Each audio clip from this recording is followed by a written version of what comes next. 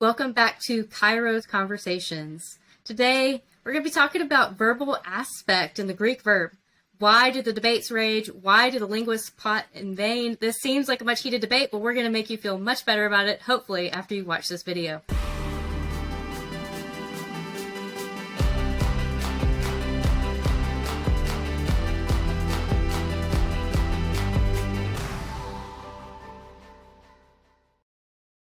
Welcome back to Kairos Conversations. I'm Courtney Trotter, your resident Hebrew enthusiast, and today I'm talking with my co-host Ryan Martin, our Greek guy, about verbal aspect in the Greek verb. If you're someone who likes these kind of conversations, you want to dig into the original languages, Greek and Hebrew, you have found the right place, because here we want to discover the world of the Bible through the original languages. All right, Ryan, so we have introduced this concept of verbal aspect. It's one of those things that's been talked about now for decades, and it seems like there's no resolution in sight to this ongoing debate as to how we should come to understand aspect in the Greek verb. So what is verbal aspect, and how should I come to view this debate? Yeah, it's such a shame that we have to talk about this in terms of a debate, right? People debate about everything. There's always, pick a facet of from the linguistic side or from the New Testament study side. There's conversations happening everywhere. I feel like some of the disagreements among scholars has led to this idea that this is this horrible mess where nobody agrees, and that obscures the fact that there is total, complete agreement that the Greek verb is centered on aspect, and that runs all the way through the Greek verbal system, right? There are disagreements about how exactly to define aspect. There are disagreements about how exactly that works out exegetically. But in terms of how the whole verb system fits together, there is a remarkable amount of agreement and clarity. And for me, as a Greek teacher, that's good news. I actually think that teaching verbal aspect from the beginning makes it easier for students to wrap their head around the language. So that's what we're going to look at today. We're going to kind of look at how this works itself through the Greek verbal system and what it is. And we're going to start with a definition of a Greek scholar named Constantine Campbell. And I'm going to read this. It might seem a little esoteric, a little out there, and I'll bring it back home for you. So don't worry, but try to hang with me. All right. What is verbal aspect? It is the manner in which verbs are used to view an action or state. An author or speaker will portray an event either from the inside, as though it is seen as unfolding, or from the outside, as it is seen as a whole. Now, I know some of you watching that are kind of in this world can already kind of identify some buzzwords there that might put him up in a particular camp on this. I'm going to ask you to kind of lay down your swords for a while, because yes, we've just chosen one of these definitions, and there are many. But what we are trying to explain today is really pretty simple. All right. The idea of aspect is, how are we viewing this action of the verb? Are we viewing it as a whole, as something with a beginning, middle, and an end? Or are we viewing that verb kind of in its happening, in its unfolding, like we're seeing kind of a slice of that action? Right. We'll come back to this later, but think about the difference in the English past tenses between I ate and I was eating. Greek aspect may be more or less like that, depending on who you ask, but that's the kind of thing that we're thinking about today. All right. The difference between I ate and I was eating, and how that difference is not just in the past tense. Right? It's all the way through. It's in every part of the Greek verb, and it actually helps us hold the verbal system together and memorize these endings and tense formatives and all these things that you do in Greek. It makes them really easy to memorize because this really is the central part of the Greek verb. Yeah, I think that's really helpful. Like you said, it kind of correlates to that progressive past tense in English versus the simple past tense in English. And a lot of people, as they're explaining aspect, will use the parade analogy. And I think this is overall really helpful for understanding kind of how situations can unfold or be seen or viewed differently within that. So can you give us that parade analogy really quickly? Yeah, our parade analogy helps us distinguish between these different aspects. All right. And we'll call them by their traditional names right now. We have some snazzy new names at Kairos that we use for these, but we'll stick with the traditional ones, and I'll even pull them up as I talk. For our imperfective aspect, imagine a reporter standing right up next to the parade, watching it go by, right? Can't see the beginning of the parade, can't see the end of the parade. We're kind of seeing it unfold, right? Versus, imagine somebody, Imagine a reporter in a helicopter looking at the whole parade, beginning, middle, end. There's the whole parade. That is what we would call the perfective aspect, right? Seeing the beginning and the middle and the end all together. Again, not exactly the same, but when I say I was eating breakfast when my wife walked in, see how I'm just looking at a little, I'm not looking at the beginning or ending of me eating breakfast. I'm just saying this was happening when my wife walked in versus saying I ate breakfast and then I drank my coffee, right? It's like I ate breakfast, beginning, middle, end. Then I drank my coffee. That would be a more perfective way of looking at it. So those are the main two. I don't know. I don't know if now is the time to bring up that there might be a third one or not. Yeah, no, I think this is now a good time. Like you were saying, the main two, imperfective and perfective, are the ones that kind of everybody agrees are there. This is, again, one of those places where the debate is fairly settled. And then another aspect of that debate, no pun intended there, Pun intended. another Right? part of this debate is there a third aspect hovering around out there in the Greek verb? And so that is one that some people would call, in that third category we already saw, stative or combinative. So can you help me understand, like, is there a third aspect? Are we going to grant that for the sake of argument here at Kairos Classroom? And how would I understand that within my parade analogy as well? Yeah, totally. Good question. I mean, first of all, at Kairos Classroom, we definitely teach like three categories, right? Like we don't argue for or against whether this third category is an aspect or whatever. We want a bucket to put the perfect and pluperfect in, for those of you that have done this before. But this third thing, this I have eaten or I had eaten, if it's past. Some people call this a stative aspect because it describes a state after something has happened. If I say I have eaten breakfast, I mean, what state am I in? My belly's full, right? Or the past version of that, I had eaten breakfast, so my belly was full, right? Others prefer something that's like a combinative idea, to where this I have eaten is actually kind of imperfective and kind of perfective. I don't know. That's above my pay grade. I like having a category to put those verbs in as I teach them to students. So we do have a third category. I'll tell you the name of that third category in a little bit. But everybody agrees that there's two aspects, imperfective and perfective. Some people have a third aspect, this kind of stative or combinative, but the idea, like there is relative agreement. I'm borrowing from somebody named Michael Aubrey, who's done a lot of work on the Greek perfect. There's a lot of agreement on what the perfect and pluperfect are doing.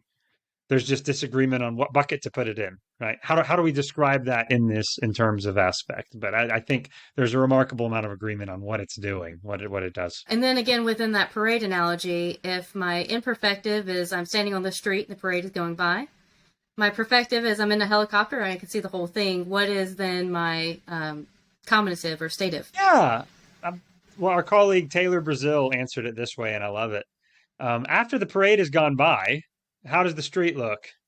There's candy everywhere and streamers and horse manure, and it's like, oh, a parade was here. The Around the perfect in general, the words that are thrown around are event completion and resulting state. It's a lot of words, but the idea is the event is completed, the parade is done. What is the resulting state? Even when I say I have eaten breakfast in English, it's not that far off. When we say Christ is risen, you know, an event happened and there is a resulting state, right?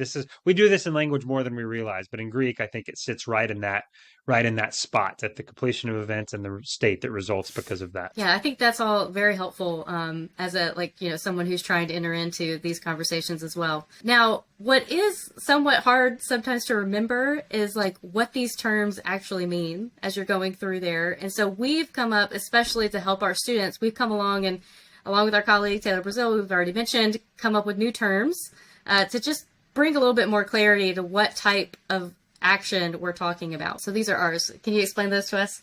Imperfective, perfective, those don't mean anything to anybody outside of the linguistic community, right? Like those aren't words we use.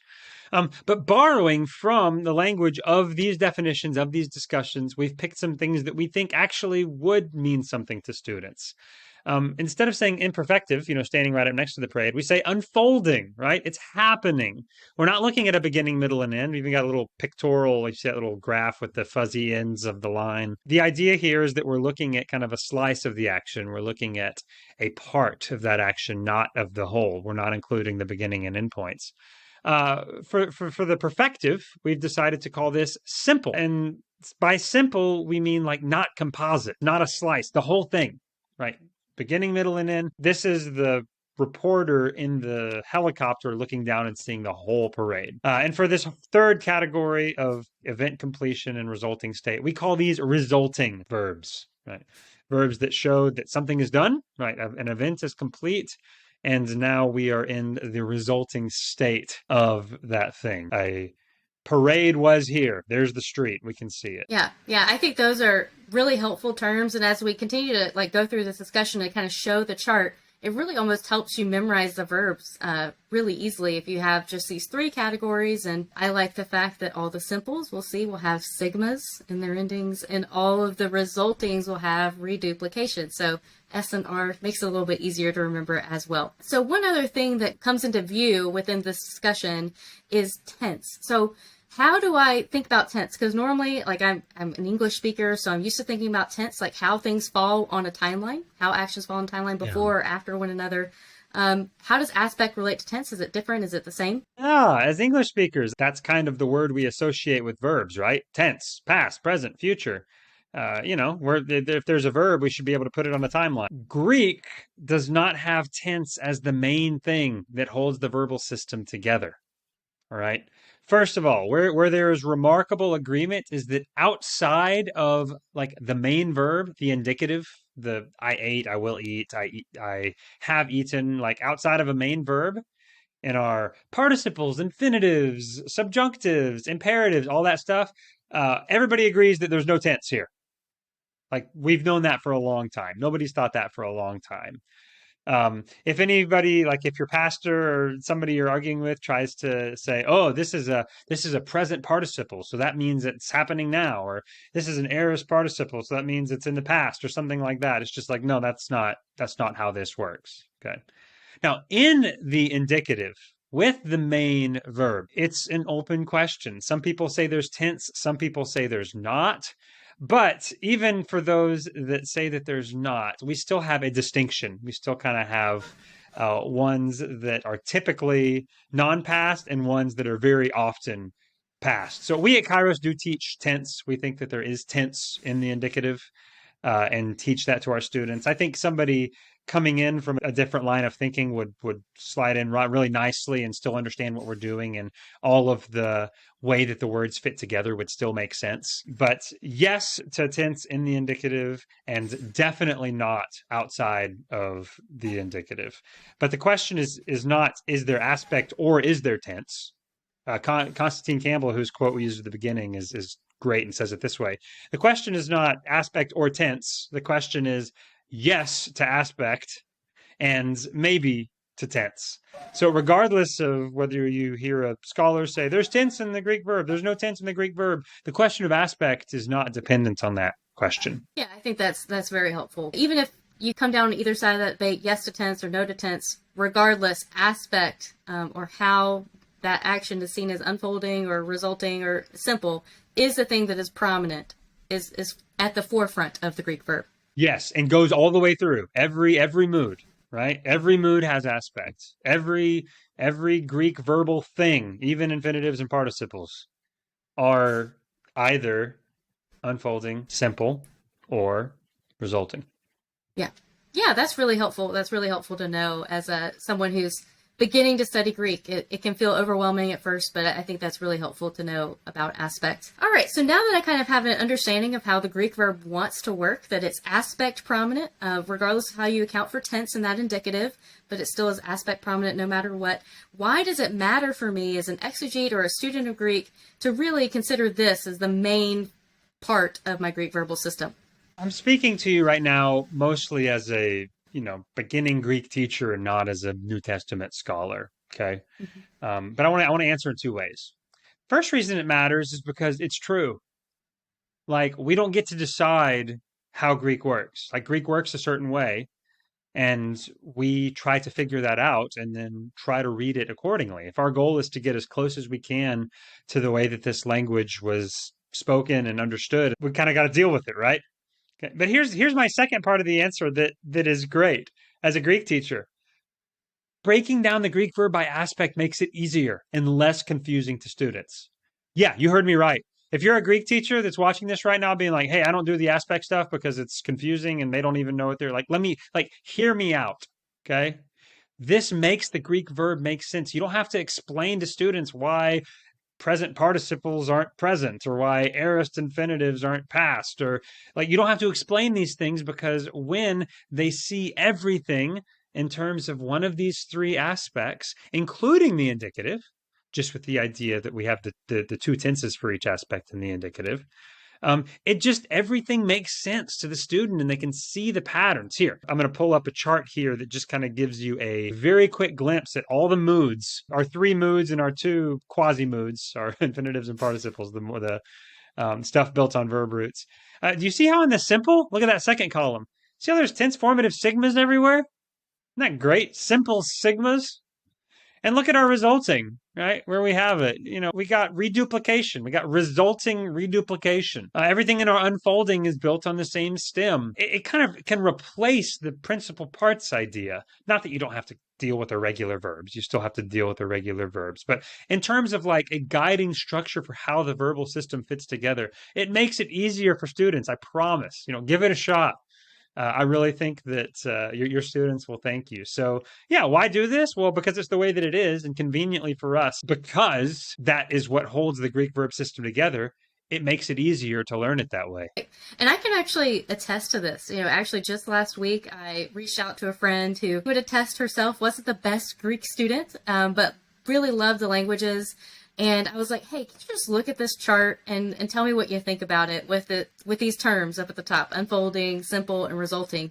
And she was like, I was like, I know you've never heard of aspect. You haven't thought about Greek in like probably 7 years since we graduated. And she's like, I haven't, but I look at this and I automatically know what's going on, and it makes so much more sense to me. I wish I had learned it this way. And so, again, this is somebody who hasn't thought about memorizing charts in a really long time, but she's like, I wish I had learned it this way because it would have made a lot more sense to me then. It is easier to learn, and it's really important, like you said, for getting the text right. I know we have some examples queued up, but there's times when you could, in the old way of learning things, of saying, hey, things are tense prominent, you would say, hey, this is an aorist, which means this was like a punctiliar event, a one-time event. And this helps you to know that, like, hey, this is not the main thing that the aorist is doing or the only thing that the aorist is doing. And we need to be more nuanced in how we understand these tenses, even in our indicative. Exactly. Yeah. So do you have any of those examples for us so I can understand it in English and see what it looks like in Greek as well? Yeah. So again, the idea here is not to say that Greek works exactly like English. The idea is not to say that our understanding of Greek should go through translation. But I do think, especially for those that have never thought about these things before, this could be helpful. So let's look at some indicative verbs, some main verbs. And these would be all past tense verbs in our English translations, right? For she was saying to herself, unfolding. And he said to them, simple. But Jesus had spoken about his death, resulting, right? I think English, it maps a little bit more closely on Greek here, in that usually, not always, but usually your unfolding in Greek will be that ing in English, like was saying. That simple in Greek will be just a simple he said, and that resulting would be like had spoken. If it was in the perfect, it would be have spoken, right? So our English translations get pretty close to a lot of that. Not all the time, but pretty close. But all right, going to infinitives, thinking like in English, this is like to do something, right? We do kind of have something that's like an unfolding infinitive in English, like a to be doing, to be eating. But how often do we say that? Right? It sounds so clunky and awkward. Or resulting, to have eaten. Again, sounds clunky and awkward. It almost would like over communicate. It would add too much prominence if we were to try to translate it that way. So where in Greek, it just kind of moves seamlessly between unfolding, simple, and resulting, and it means the same thing it means everywhere, right? Do not presume to say to yourself, says your English translation. You miss the fact that that really is an unfolding thing. We're looking at this kind of in its internal structure and in its happening and its unfolding, which is easier to say your sins are forgiven. Well, that's where maybe our English does a better job. It's right. It's right there. That's kind of our main option, right? And then for the resulting, we have after saying there's our English translation, but maybe we miss the fact that in the Greek there, it's kind of like after having said, like we're looking at the result of this. This has been said, and we're talking about the result of the fact that this thing was said. Right. Again, English it doesn't map quite as well on. Even if English has these categories, English not being aspect prominent doesn't have these things all the way through. And we have to use all these helping verbs and complex ways of saying things to communicate that same idea. So really the Greek is just more equipped to answer that question of aspect, of seeing the event as a whole, like a parade from a helicopter, or seeing it as unfolding, like a reporter standing on the curb. It's everywhere. It goes all the way down. No, that really does help to see that, like, again, it's easier to see with those past tense verbs, like you said, but then it does carry through to the infinitives or the imperatives, subjunctives, and participles where we might not think that that's what's going on. So is there a place where if I was thinking, again, in that kind of older tensed way of viewing the Greek verb, where I might misunderstand this if I wasn't thinking in aspect categories? Yeah, you've probably heard things like this before. Like this is again, Constantine Campbell uses this example when Jesus says to the Father, "Sanctify them in your truth. Your word is truth." That sanctify is a simple imperative, a simple command, not an unfolding. So typically called aorist, unfortunately, and that leads a lot of people maybe with just enough Greek to be dangerous, that category, or even maybe some grammarians, especially way back, to say, aorist, this is like a one-time event. It happened in the past and now it's done, or something like that. And they might come up with some weird idea about sanctification, sanctify them in your truth based on that.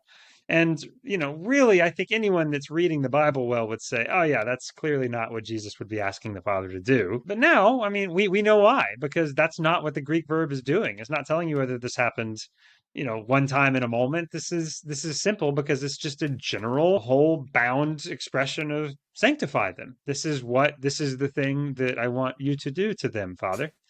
Again, it can protect you from mistakes, from exegetical fallacies, from these kinds of misunderstandings of the text. Exactly.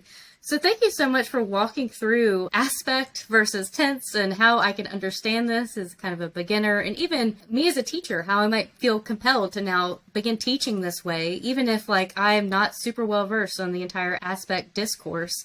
I can say I can confidently use these categories and say, look at the morphology, look at the sigmas, look at the reduplications. There's something here that is being communicated by that. Is there any other resources that you would like to leave us with, or closing thoughts that you would have for us? If you're fascinated by these things, I think there's lots of good places to start. There was a conference on biblical Greek and linguistics at Southeastern Baptist Theological Seminary a few years ago, and that's all up on YouTube. So Constantine Campbell gives a lecture on verbal aspect at that conference, and makes his own position, especially regarding tense, known, but is very charitable to those that he disagrees with, and tries to isolate where are the points of disagreement, and over again shows what we all do agree on, which is the centrality of aspect for the Greek verb.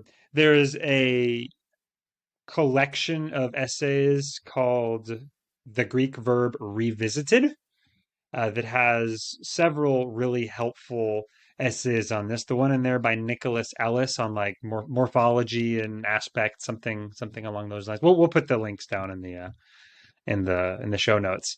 That was really helpful for me to see how morphologically, how the spellings of these verbs bears this out all the way through.